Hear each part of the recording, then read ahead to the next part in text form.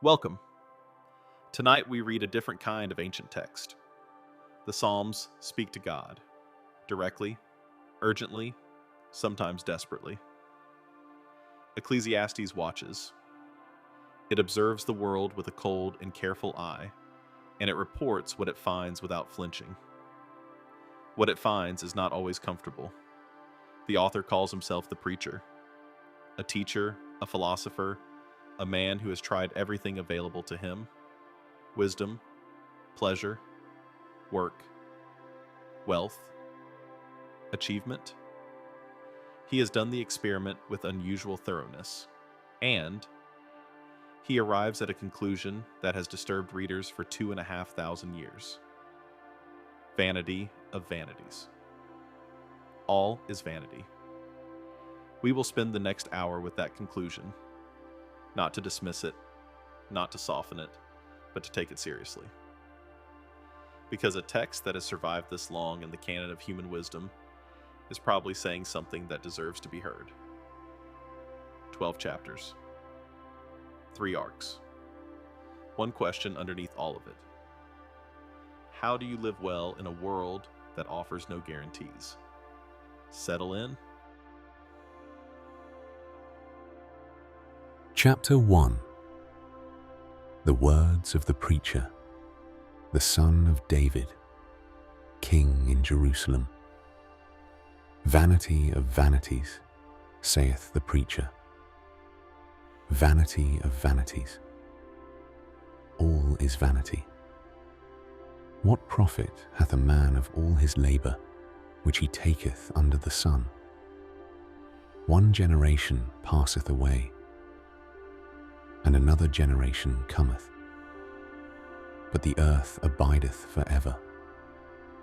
The sun also ariseth, and the sun goeth down, and hasteth to his place where he arose.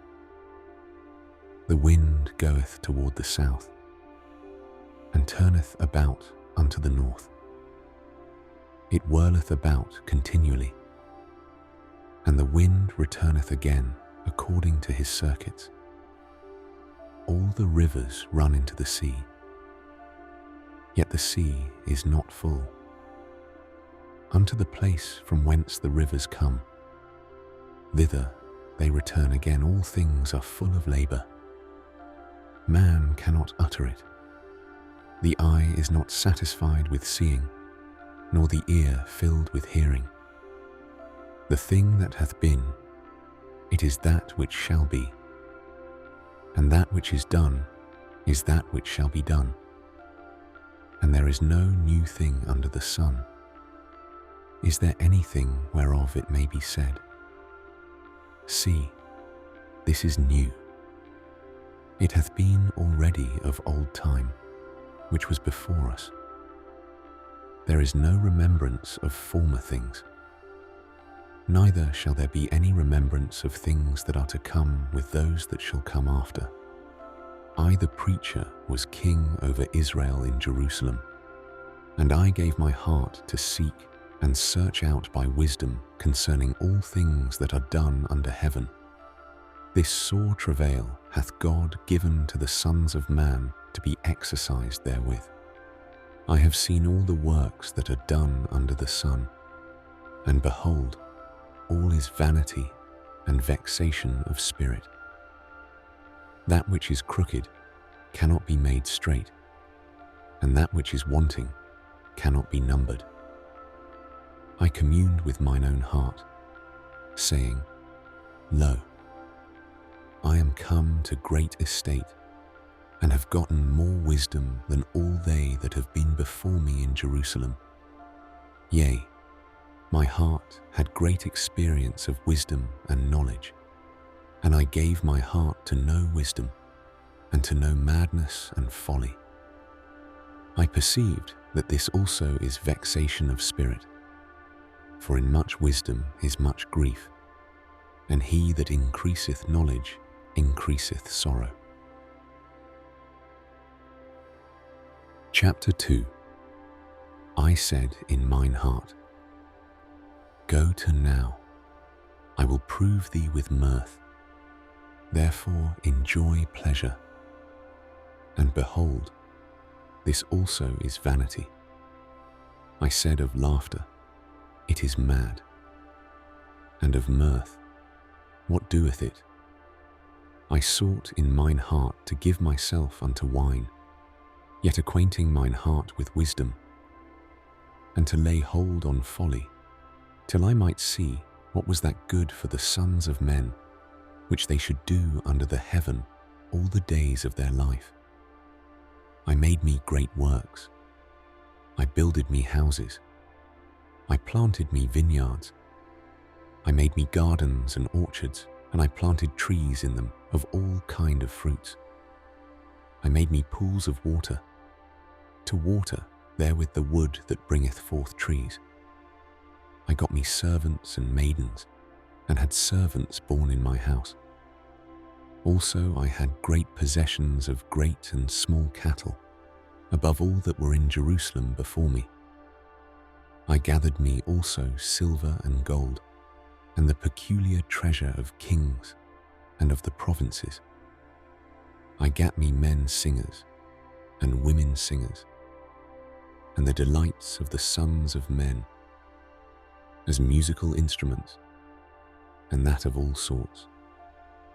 So I was great, and increased more than all that were before me in Jerusalem.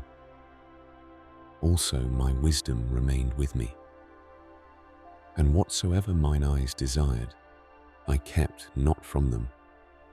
I withheld not my heart from any joy, for my heart rejoiced in all my labor, and this was my portion of all my labor. Then I looked on all the works that my hands had wrought, and on the labor that I had labored to do, and behold, all was vanity and vexation of spirit, and there was no profit under the sun. And I turned myself to behold wisdom and madness and folly. For what can the man do that cometh after the king? Even that which hath been already done. Then I saw that wisdom excelleth folly, as far as light excelleth darkness. The wise man's eyes are in his head, but the fool walketh in darkness. And I myself perceived also that one event happeneth to them all. Then said I in my heart, as it happeneth to the fool, so it happeneth even to me. And why was I then more wise? Then I said in my heart, that this also is vanity, for there is no remembrance of the wise more than of the fool forever, seeing that which now is in the days to come shall all be forgotten. And how dieth the wise man as the fool? Therefore I hated life, because the work that is wrought under the sun is grievous unto me, for all is vanity and vexation of spirit. Yea, I hated all my labor which I had taken under the sun, because I should leave it unto the man that shall be after me. And who knoweth whether he shall be a wise man or a fool? Yet shall he have rule over all my labor, wherein I have labored, and wherein I have showed myself wise under the sun. This is also vanity. Therefore I went about to cause my heart to despair of all the labor which I took under the sun. For there is a man whose labor is in wisdom, and in knowledge, and in equity. Yet to a man that hath not labored therein, shall he leave it for his portion. This also is vanity, and a great evil. For what hath man of all his labor, and of the vexation of his heart, wherein he hath labored under the sun? For all his days are sorrows, and his travail grief.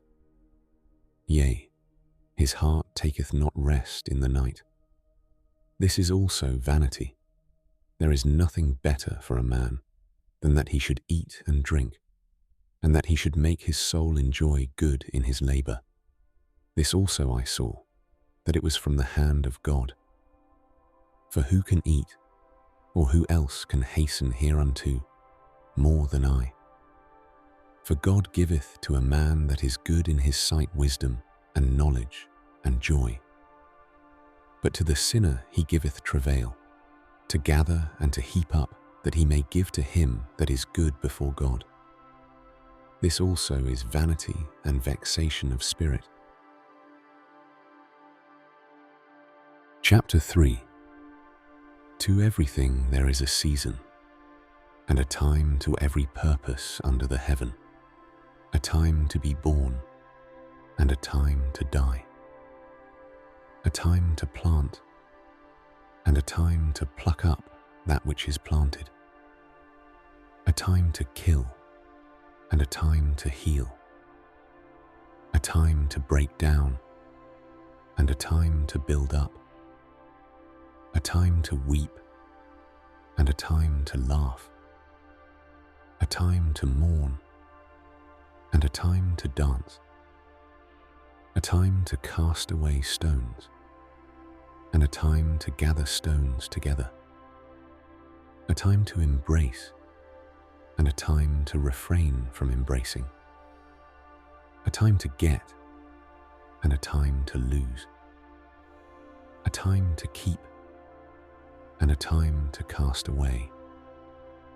a time to rend, and a time to sow, a time to keep silence, and a time to speak, a time to love, and a time to hate, a time of war, and a time of peace. What profit hath he that worketh in that wherein he laboureth?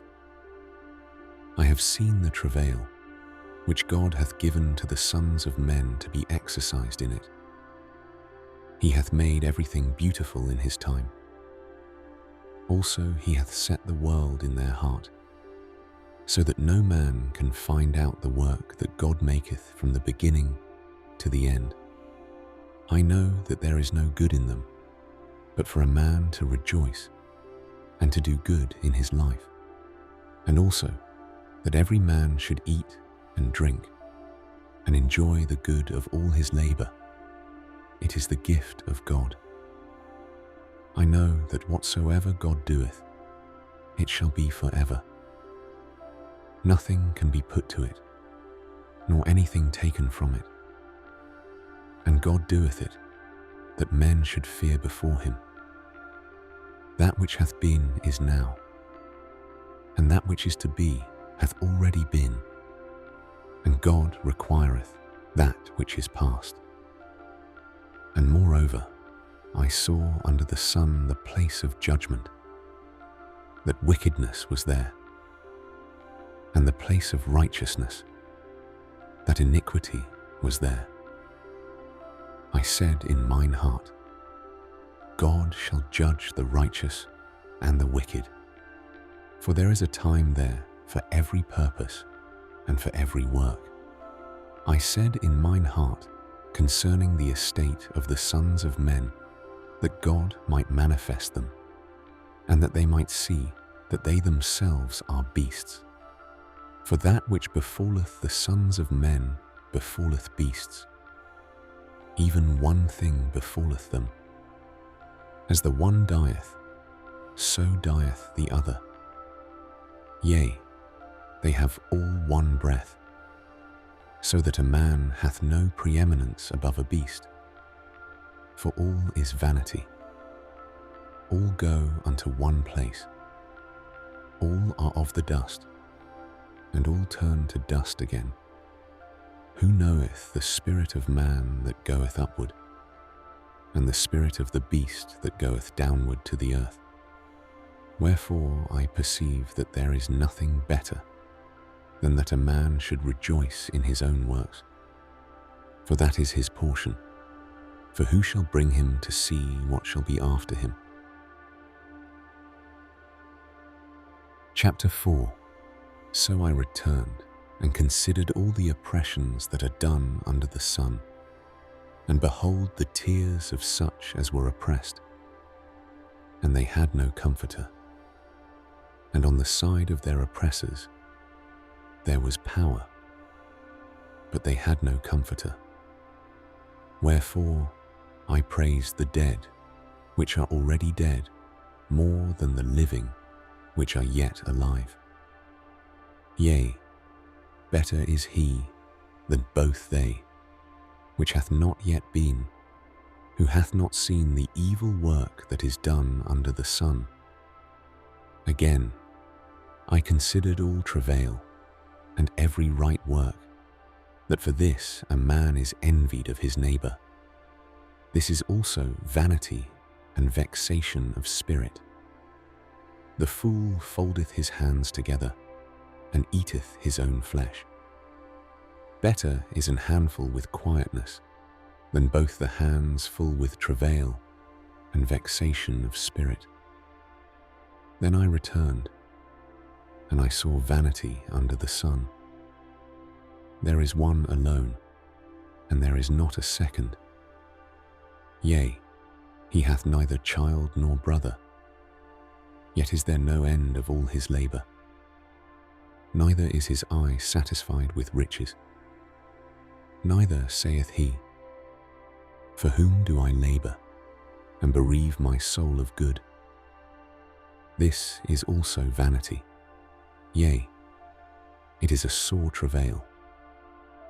Two are better than one, because they have a good reward for their labour. For if they fall, the one will lift up his fellow. But woe to him that is alone when he falleth, for he hath not another to help him up.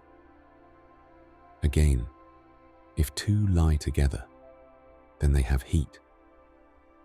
But how can one be warm alone? And if one prevail against him, two shall withstand him. And a threefold cord is not quickly broken. Better is a poor and a wise child than an old and foolish king, who will no more be admonished. For out of prison he cometh to reign, whereas also he that is born in his kingdom becometh poor. I considered all the living which walk under the sun, with the second child that shall stand up in his stead.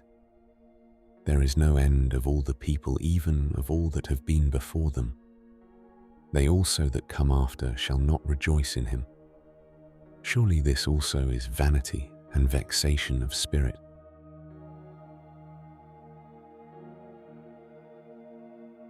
The book opens with one of the most striking images in all of ancient literature. The wind blows to the south and goes around to the north. Around and around goes the wind, and the wind returns to its circuits. All streams run to the sea, yet the sea is not full.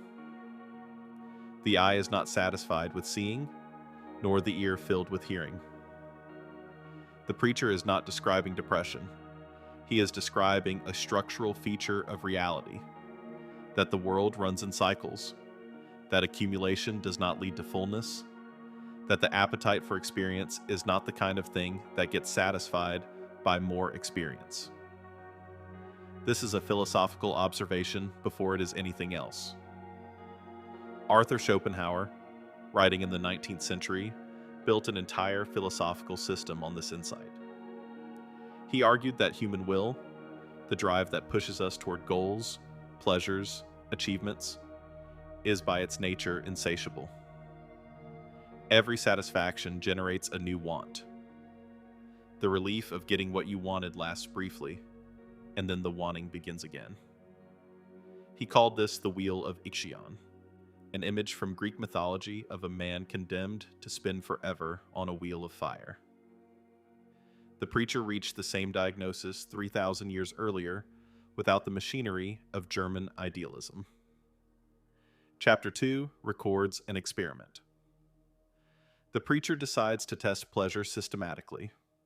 Wine, great works, gardens, servants, silver and gold, singers, the delights of the flesh.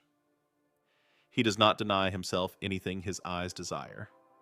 And then he looks at it all and reports, "Behold, all was vanity and a chasing after wind." What is important here is that the preacher is not a man who failed to achieve his goals. He achieved them, The vanity he describes is not the vanity of frustrated ambition. It is the vanity of completed ambition. The strange emptiness that arrives after the thing you wanted is in your hands. The existentialist philosopher Jean-Paul Sartre described this as the fundamental structure of human consciousness, that we are always ahead of ourselves, always defined by what we lack, never fully coinciding with what we are. To be human, for Sartre, is to be the being for whom being is always a project, never a possession. Chapter 2 of Ecclesiastes is a first-person account of exactly this.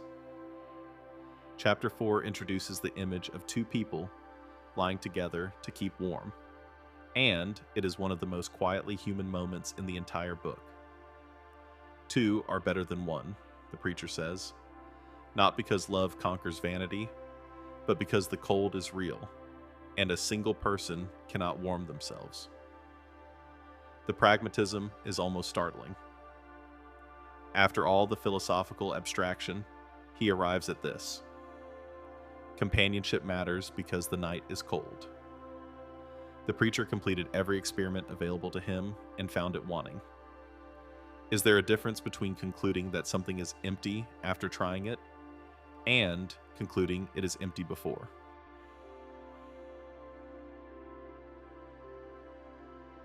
Chapter 5.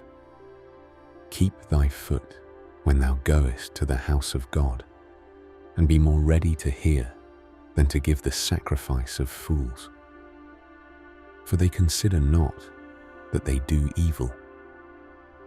Be not rash with thy mouth, and let not thine heart be hasty to utter anything before God. For God is in heaven, and thou upon earth. Therefore let thy words be few. For a dream cometh through the multitude of business, and a fool's voice is known by multitude of words.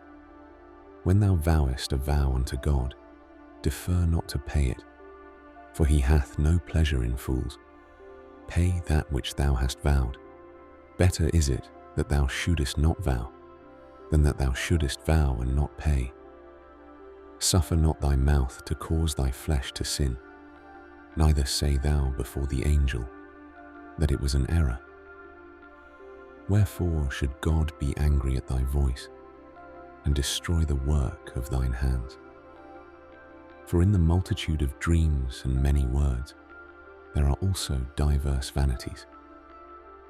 But fear thou God. If thou seest the oppression of the poor, and violent perverting of judgment and justice in a province, marvel not at the matter. For he that is higher than the highest regardeth, and there be higher than they. Moreover, the profit of the earth is for all. The king himself is served by the field.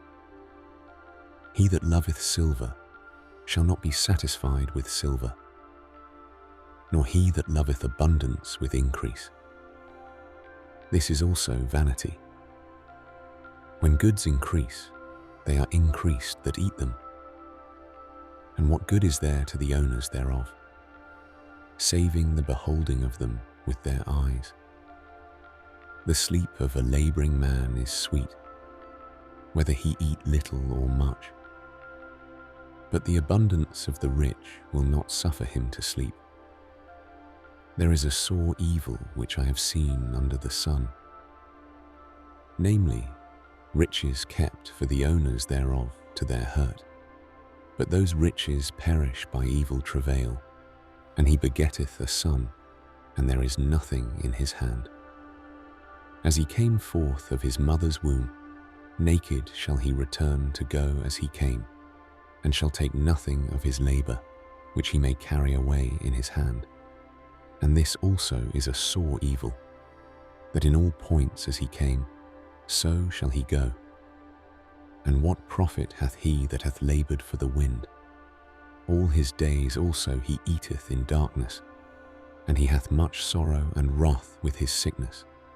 Behold that which I have seen, it is good and comely for one to eat and to drink, and to enjoy the good of all his labour that he taketh under the sun all the days of his life, which God giveth him, for it is his portion.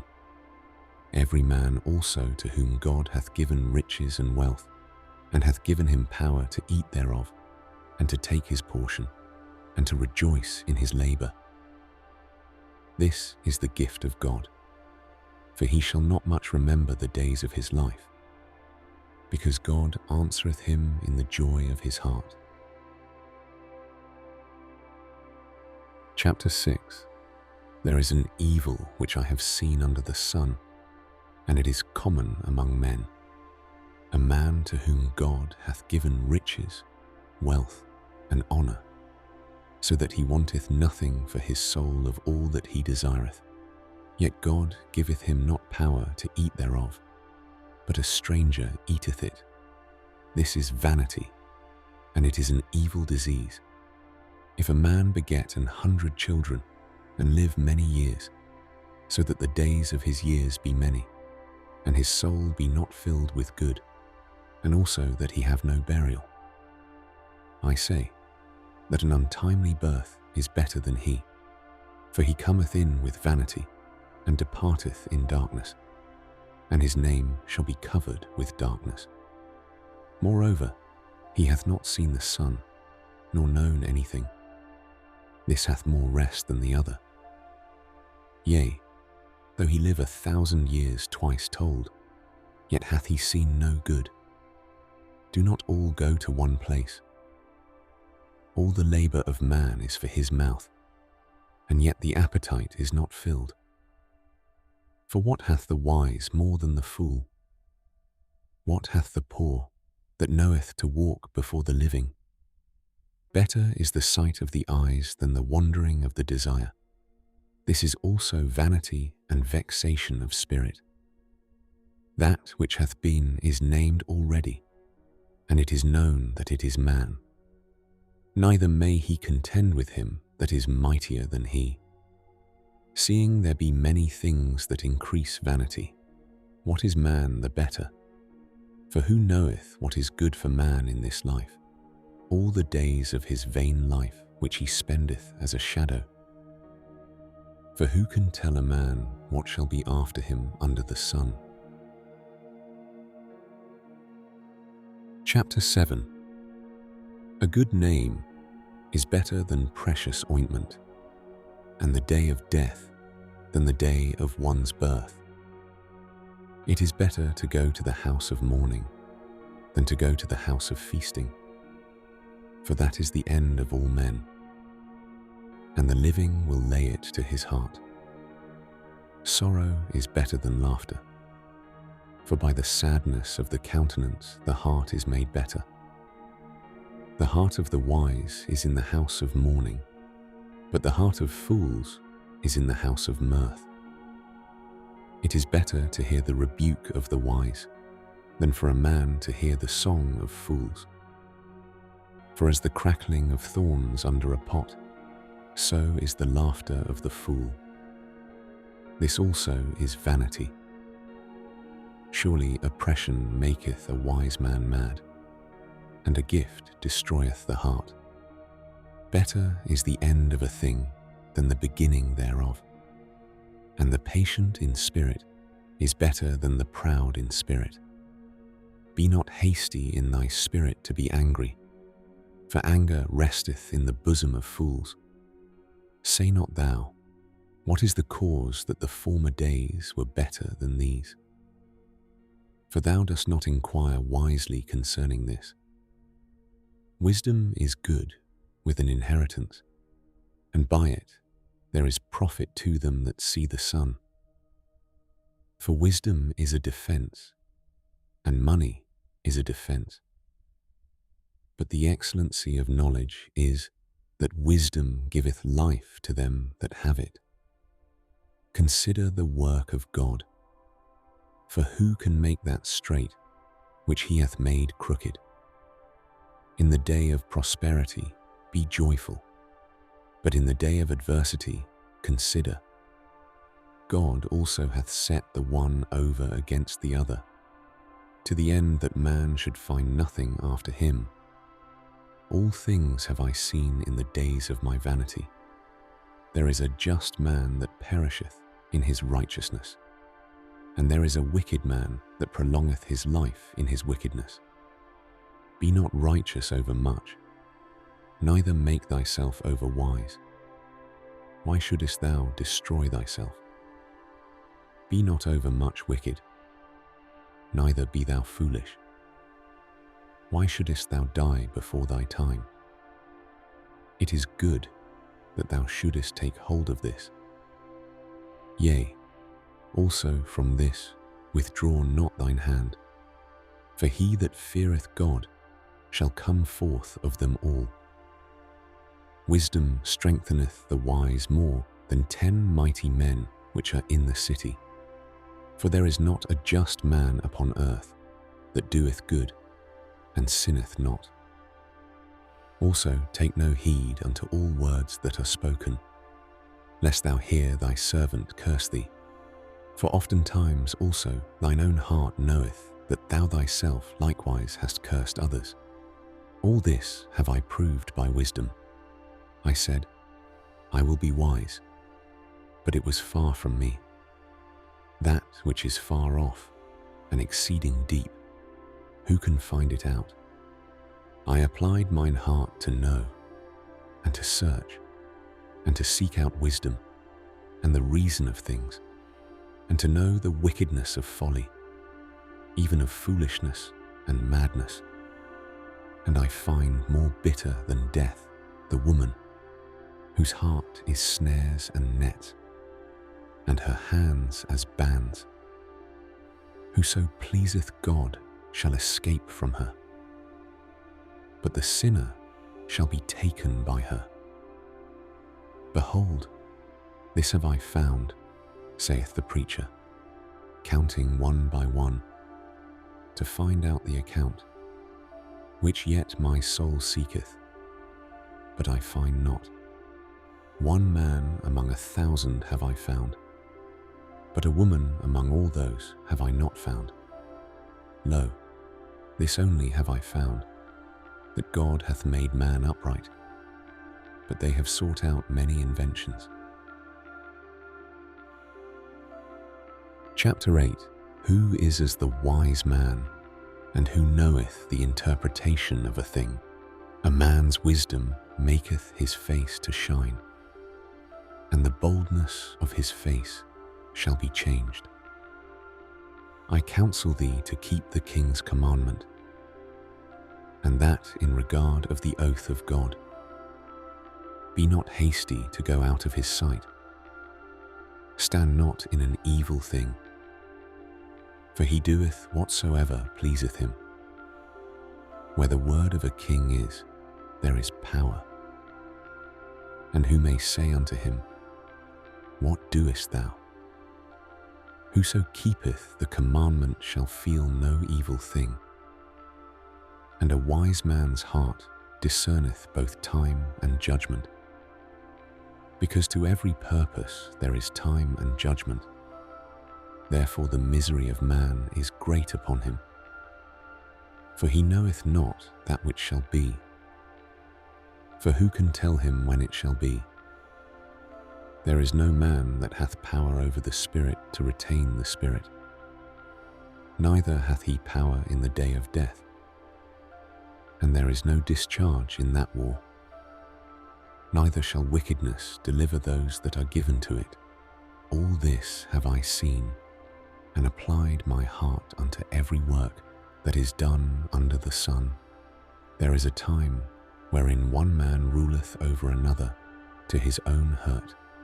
And so I saw the wicked buried, who had come and gone from the place of the holy, and they were forgotten in the city where they had so done.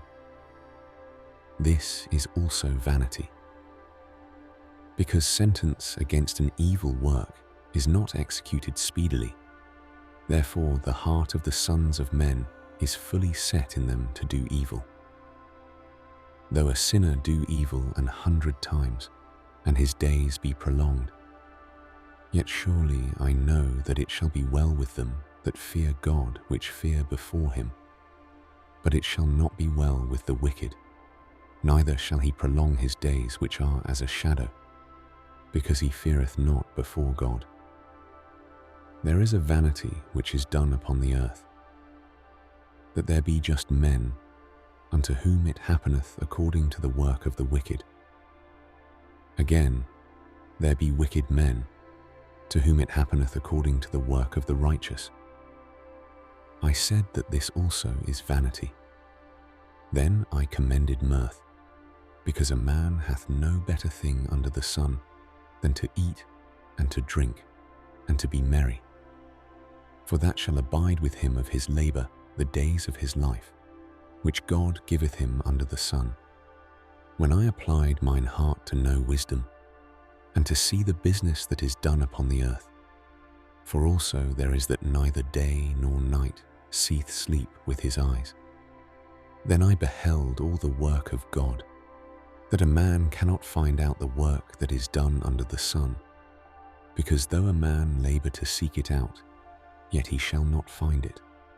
Yea, further, though a wise man think to know it, yet shall he not be able to find it.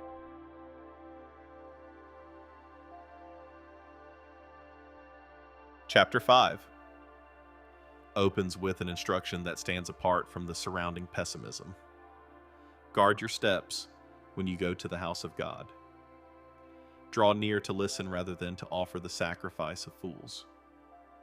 Be not rash with your mouth, nor let your heart be hasty to utter a word before God, for God is in heaven, and you are on earth. Therefore, let your words be few. This is not piety, it is epistemology, a claim about the appropriate relationship between what you know and what you say. The preacher, who has questioned everything, pauses here to say, the gap between heaven and earth is real, and speaking across it carelessly is a form of foolishness. The philosopher Wittgenstein ended his Tractatus with the same instinct from a different direction. Whereof one cannot speak, thereof one must be silent. Chapter 6 arrives at the hardest problem in the book. A man who has everything: wealth, possessions, honor, children, long life, and yet cannot enjoy it. A stranger consumes what he accumulated. The preacher's conclusion is devastating in its simplicity. Better is the sight of the eyes than the wandering of the appetite. This is a direct reversal of consumer logic. More is not better. What is in front of you, seen clearly, is worth more than the imagined abundance that keeps receding. The Stoic philosopher Marcus Aurelius returned to this constantly in his private journals. The discipline of desire, the practice of wanting what you already have. He called it the art of acquiescence, not passive resignation, but active recognition that the present moment contains what is needed. Ecclesiastes arrives at the same place through exhaustion rather than discipline. Both routes arrive. Chapter 7 gives us a series of paradoxes that read like proverbs but cut deeper on examination. A good name is better than precious ointment, and the day of death than the day of birth. It is better to go to the house of mourning than to the house of feasting. Sorrow is better than laughter. The preacher is not advocating for misery. He is making a claim about where serious knowledge comes from. The house of mourning concentrates the mind in a way that the house of feasting does not. This is what Heidegger called being toward death, the awareness of finitude as the thing that gives weight and direction to existence. Not the fact of death, but the orientation toward it, is what makes a life deliberate rather than accidental. The preacher says the day of death is better than the day of birth, and the house of mourning better than the house of feasting. Have you ever found that an ending clarified something a beginning could not? Chapter 9. For all this I considered in my heart, even to declare all this, that the righteous and the wise and their works are in the hand of God. No man knoweth either love or hatred by all that is before them. All things come alike to all. There is one event to the righteous and to the wicked, to the good and to the clean and to the unclean, to him that sacrificeth and to him that sacrificeth not. As is the good, so is the sinner, and he that sweareth, as he that feareth an oath. This is an evil among all things that are done under the sun, that there is one event unto all.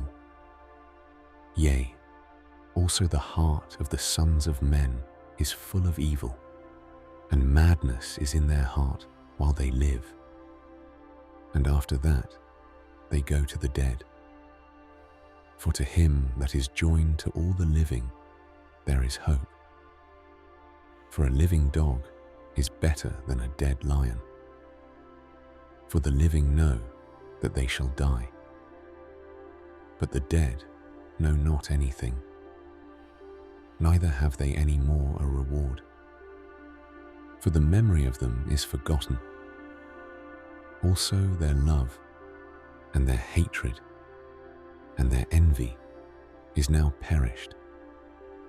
Neither have they any more a portion forever in anything that is done under the sun. Go thy way, eat thy bread with joy, and drink thy wine with a merry heart. For God now accepteth thy works. Let thy garments be always white, and let thy head lack no ointment. Live joyfully with the wife whom thou lovest all the days of the life of thy vanity, which he hath given thee under the sun, all the days of thy vanity. For that is thy portion in this life, and in thy labour which thou takest under the sun. Whatsoever thy hand findeth to do, do it with thy might. For there is no work, nor device, nor knowledge, nor wisdom in the grave, whither thou goest. I returned, and saw under the sun that the race is not to the swift, nor the battle to the strong, neither yet bread to the wise, nor yet riches to men of understanding, nor yet favour to men of skill. But time and chance happeneth to them all. For man also knoweth not his time, as the fishes that are taken in an evil net, and as the birds that are caught in the snare. So are the sons of men snared in an evil time, when it falleth suddenly upon them. This wisdom have I seen also under the sun, and it seemed great unto me. There was a little city, and few men within it, and there came a great king against it, and besieged it, and built great bulwarks against it. Now there was found in it a poor wise man, and he by his wisdom delivered the city. Yet no man remembered that same poor man. Then said I, Wisdom is better than strength. Nevertheless, the poor man's wisdom is despised, and his words are not heard. The words of wise men are heard in quiet more than the cry of him that ruleth among fools. Wisdom is better than weapons of war, but one sinner destroyeth much good. Chapter 10. Dead flies cause the ointment of the apothecary to send forth a stinking savour. So doth a little folly him that is in reputation for wisdom and honour. A wise man's heart is at his right hand, but a fool's heart at his left. Yea, also, when he that is a fool walketh by the way, his wisdom faileth him, and he saith to every one that he is a fool. If the spirit of the ruler rise up against thee, leave not thy place, for yielding passiveth great offences. There is an evil which I have seen under the sun, as an error which proceedeth from the ruler. Folly is set in great dignity, and the rich sit in low place. I have seen servants upon horses, and princes walking as servants upon the earth. He that diggeth a pit shall fall into it, and whoso breaketh an hedge, a serpent shall bite him. Whoso removeth stones shall be hurt therewith, and he that cleaveth wood shall be endangered thereby.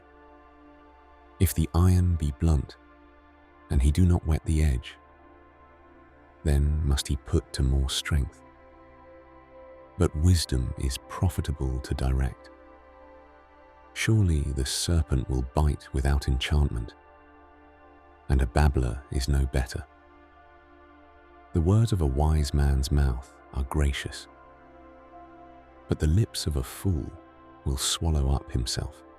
The beginning of the words of his mouth is foolishness, and the end of his talk is mischievous madness. A fool also is full of words. A man cannot tell what shall be, and what shall be after him. Who can tell him? The labour of the foolish wearieth every one of them, because he knoweth not how to go to the city. Woe to thee, O land, when thy king is a child, and thy princes eat in the morning. Blessed art thou, O land, when thy king is the son of nobles, and thy princes eat in due season, for strength, and not for drunkenness. By much slothfulness the building decayeth, and through idleness of the hands the house droppeth through. A feast is made for laughter, and wine maketh merry, but money answereth all things. Curse not the king, no, not in thy thought, and curse not the rich in thy bedchamber, for a bird of the air shall carry the voice, and that which hath wings shall tell the matter. Chapter 11. Cast thy bread upon the waters, for thou shalt find it after many days. Give a portion to 7, and also to 8, for thou knowest not what evil shall be upon the earth. If the clouds be full of rain, they empty themselves upon the earth. And if the tree fall toward the south, or toward the north, in the place where the tree falleth, there it shall be. He that observeth the wind shall not sow, and he that regardeth the clouds shall not reap. As thou knowest not what is the way of the Spirit, nor how the bones do grow in the womb of her that is with child, even so thou knowest not the works of God who maketh all. In the morning sow thy seed, and in the evening withhold not thine hand. For thou knowest not whether shall prosper, either this or that, or whether they both shall be alike good. Truly the light is sweet, and a pleasant thing it is for the eyes to behold the sun. But if a man live many years, and rejoice in them all, yet let him remember the days of darkness, for they shall be many. All that cometh is vanity. Rejoice, O young man, in thy youth, and let thy heart cheer thee in the days of thy youth, and walk in the ways of thine heart, and in the sight of thine eyes. But know thou that for all these things God will bring thee into judgment. Therefore, remove sorrow from thy heart, and put away evil from thy flesh.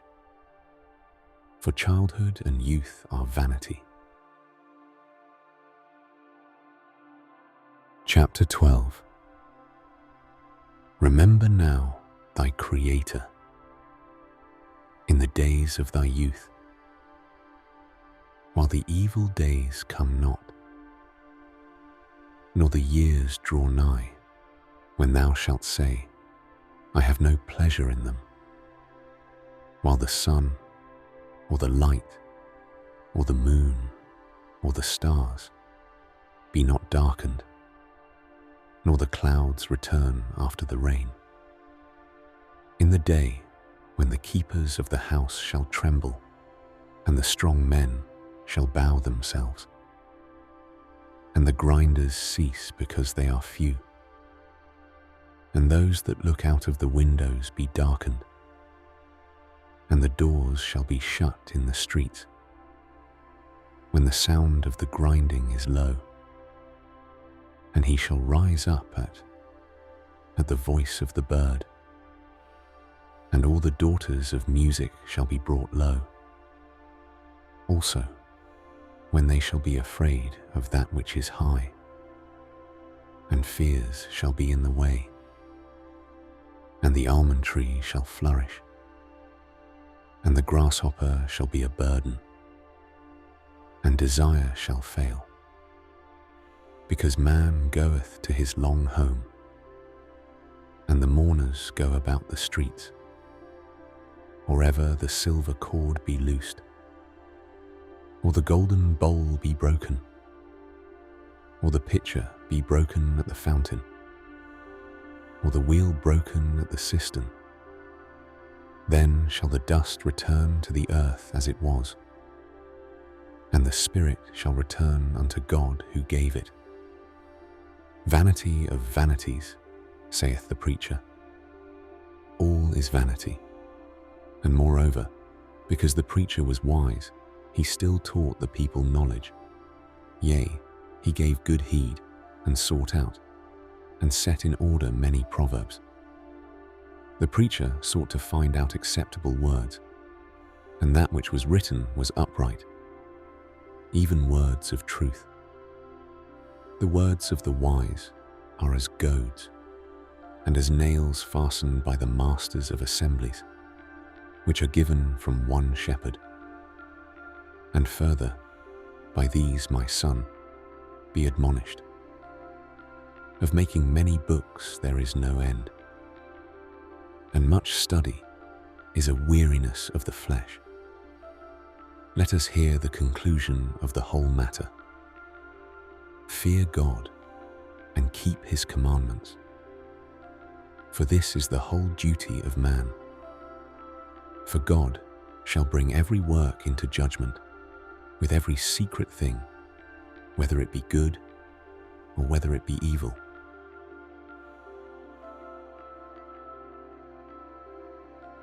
Chapter 9 contains the most defiant passage in the entire book.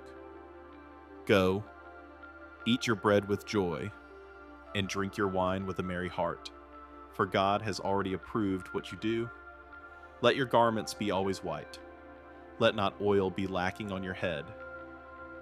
Enjoy life with the wife whom you love, all the days of your vain life. After 8 chapters of unflinching diagnosis, vanity, injustice, the insatiability of desire, the certainty of death, the preacher does not arrive at asceticism. He does not recommend withdrawal from the world. He recommends the opposite, full and deliberate engagement with the ordinary pleasures of existence, precisely because they are brief. The French philosopher Albert Camus described this as the only honest response to the absurd, what he called revolt. Not the revolt of anger, but the revolt of continued living in full awareness of the terms. The preacher in chapter 9 is doing exactly this. He knows the race is not to the swift, that time and chance happen to all, that the dead are forgotten. He knows all of this. And he says, eat your bread with joy. Chapter 10 and 11 accumulate a series of observations about wisdom and folly, about risk and action. Cast your bread upon the waters, for you will find it after many days. Give a portion to 7, or even to 8, for you know not what disaster may happen on earth. The preacher, so skeptical about outcomes, is not skeptical about action. he does not know which venture will succeed. Therefore, he recommends doing many things, not from optimism, but from the mathematical logic of uncertainty. The philosopher and mathematician Blaise Pascal made a similar argument about rational action under uncertainty. When the outcome cannot be known, the wise response is not paralysis, but diversified engagement. Chapter 11 of Ecclesiastes is the same argument applied to a life. Chapter 12 is the great closing poem of the book, an extended allegory of aging and death, written in images of a household falling into disrepair. The clouds return after the rain. The keepers of the house tremble. The grinders cease because they are few. The doors on the street are shut. The almond tree blossoms. The grasshopper drags itself along. Scholars have read this as a systematic allegory. The trembling keepers are the arms. The grinders are the teeth. The doors are the ears. The almond tree's white blossoms are white hair. The whole poem is a description of the body in old age, written in the language of a house being abandoned. And then, the conclusion. Fear God and keep his commandments, for this is the whole duty of man. For God will bring every deed into judgment. After 12 chapters of radical questioning, this ending has troubled many readers. Is it a retreat? A capitulation? The philosopher Emmanuel Levinas suggested another reading. That the ethical command, the face that looks at you and demands a response, is not the enemy of freedom, but its only real content. To be accountable is not a limitation on the self. It is the structure that makes a self possible. The preacher spent 12 chapters dismantling every false foundation. What remains, in the end, is not nothing. It is the irreducible weight of how you treated the people in front of you. The preacher dismantles every foundation for 12 chapters, and then says, "Fear God and keep his commandments."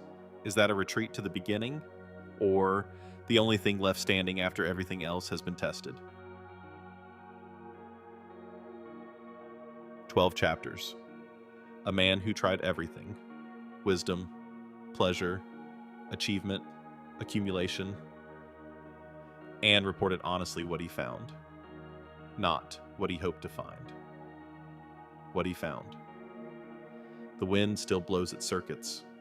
The rivers still run to a sea that does not fill. The race is still not to the swift. Time and chance still happen to all. And yet, eat your bread with joy. Let your garments be white. Enjoy life with the people you love, all the days of your brief and vanishing life. That is not a small thing. That may be the whole thing. If something from tonight stayed with you, a line, a question, a recognition you weren't expecting, the comment section is here. Sleep well.